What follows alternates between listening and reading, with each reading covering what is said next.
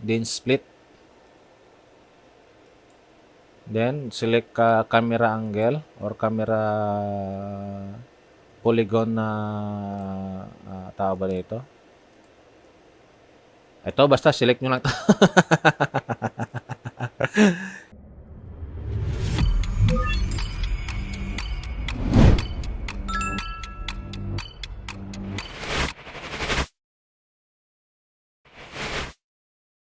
Ito is nasa likod.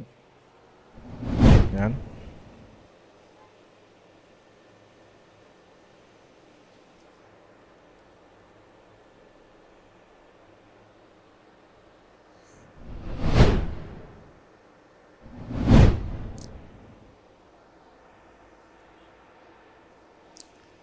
Habang nag-start yung start up yung system natin, first thing is align nyo muna yung ano nyo, yung disk or yung holder, yung power switch. Align nyo muna siya sa left side yung camera. Then press nyo tong focus. Yan. Press nyo focus para mag-align siya. Then switch on yung laser. So yan yung laser natin, naka-on na. Then focus tayo sa taas. I-zoom in ko lang ito guys para makita nyo. Medyo malayo sa focus na ito ngayon. So gawin natin dito, first thing is go to file.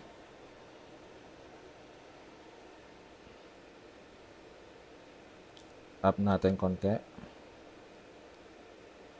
Go to file. Then open. Dito sa drawing, hanapin nyo lang yung iPhone. In my case, iPhone X. Xbox. So ito siya. Click natin yan. Open. Then click ulit yung bitmap natin. Then press center. So dapat ito yung unang click, center. And then check yung select mark preview. Then infrared preview. So ito, mapansin nyo guys, ganyan yung focus niya.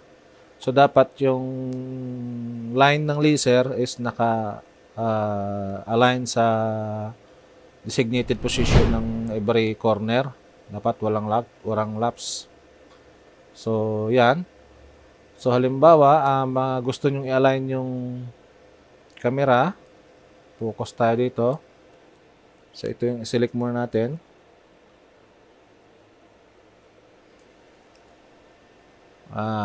Punta tayo ng edit, go to edit, then split, then select camera angle or camera polygon na tao ba dito. Ito, basta select nyo lang to. Then zoom in natin by ito guys, iganyan nyo lang yung mouse. Yan, ganyan nyo lang. Para mag-zoom in siya. So, ito, click natin siya. Then, zoom in. Then, preview. So, ngayon, mapansin nyo, nakapokus lang siya sa camera. So, dito, check natin ng maayos kung naka-focus siya. So, i-zoom in ko lang para makita nyo. So, yan. Pwede mo siya move off, left or right. Yung pag-move niyan, dito.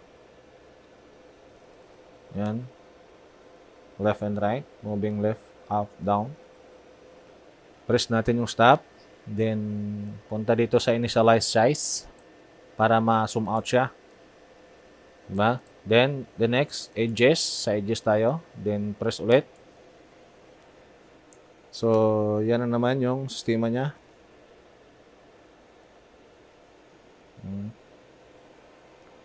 So, dapat tama to dito. Lahat. Then, stop ulit. Pag hindi na-adjust na maayos, adjust lang dito. Every corner.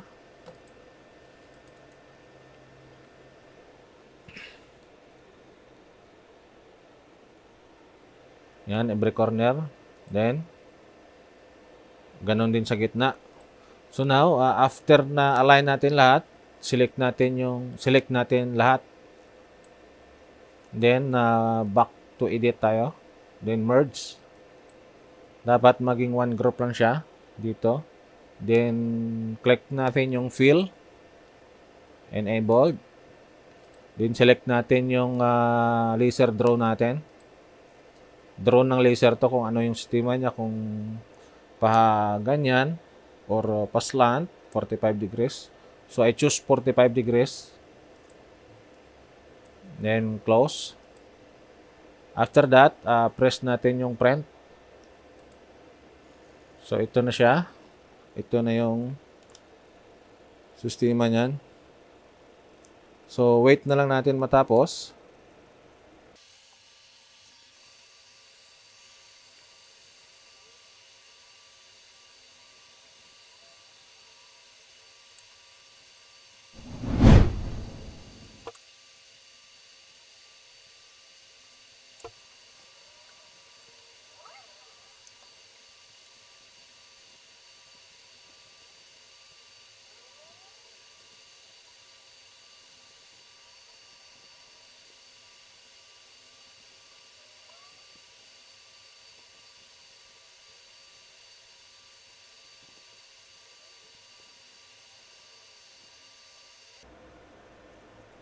So, yan. Tapos na tayo, guys.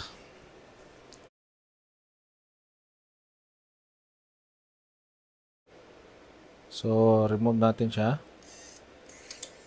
Then, proceed tayo sa removing backglass. So, yan. Disable na natin. Ganyan yung first step natin. So, i-off mo natin yung laser. Then, proceed tayo sa step 2.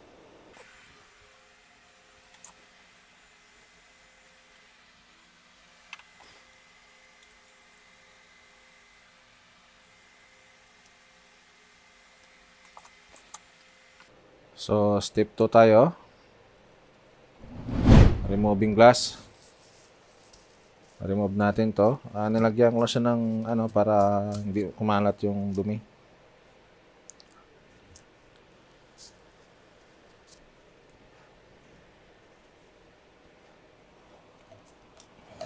So, yung tools natin ito is ito. Ito, yung tools kong gamit. Ayan dito. So, let's go.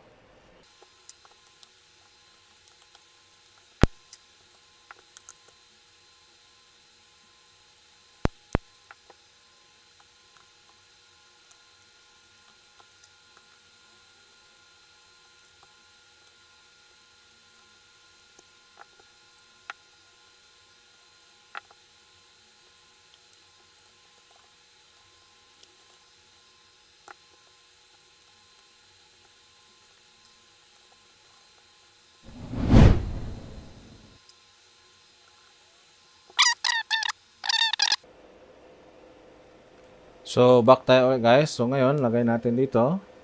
Then, close. Then, on natin ulit yung laser.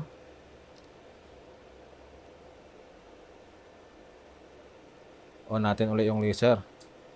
Yan. Then, proceed tayo sa step 2. Open ulit tayo. Punta ng file. Open. Then, hanapin natin yung X back to, which is ito. Open ulit. Then, click sa center. Make it center, guys. Then, preview. Dapat naka-check tong select mark. Then, preview. So, sa ilalim, dapat ganyan yung itsura niyan. So, make sure yung mga spot na hindi pwede or di needed na daanan ng laser, dapat naka-mark yon. So, yung gagawin naman natin dito, punta ulit tayo sa edit. Go to edit. Then, split. Then, select natin yung camera. Position the camera in the proper position. Like this one. Hmm.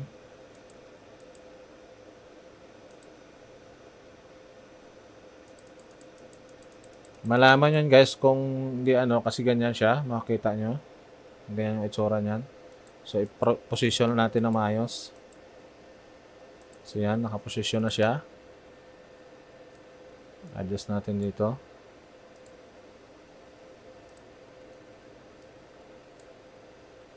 Yan, dapat na ganyan siya. So, ganon din dito. Ganon din sa taas. Para ma-select yan, click natin to. Highlight. Then zoom. Then, press infrared preview. Para dito naman siya. Yan naman yung itsura niya. Check nyo na mabuti. Dapat di matamaan yung mga flex dyan. Then, ganon din sa iba. Ganon din sa ilalim. Ganon din sa kabila. And the last is yung position ng wireless charger natin. Then, after that, outside, dapat nakatama lahat. So, yung pag-adjust is doon lang. Dito lang din. Yan. Alright. Then, select all. Select all. Then, edit.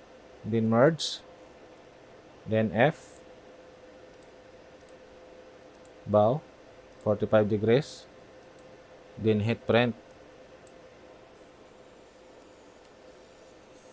So, ganyan yung itsura niyan. Hintayin natin matapos.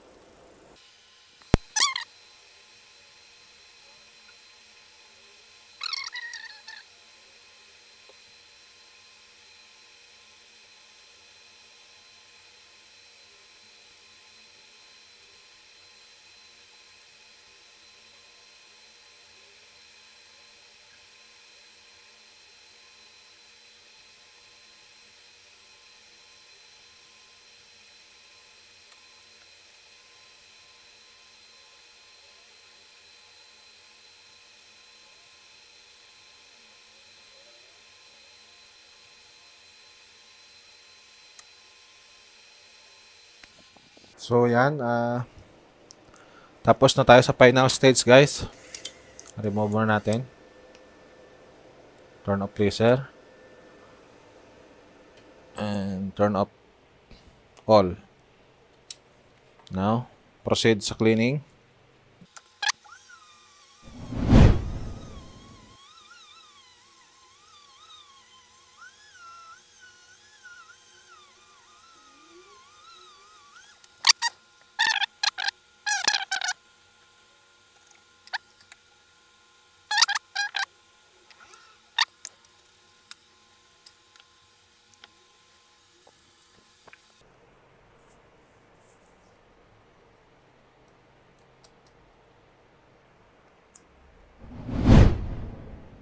So, ito yung edges niyan.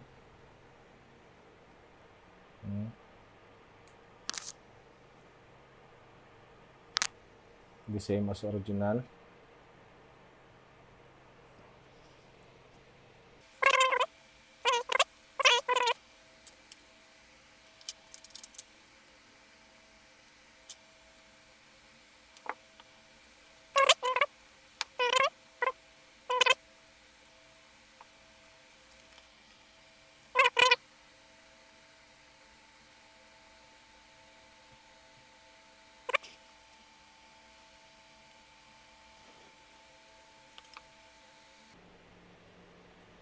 Then, let it dry. Para ma-press siya ng maayos.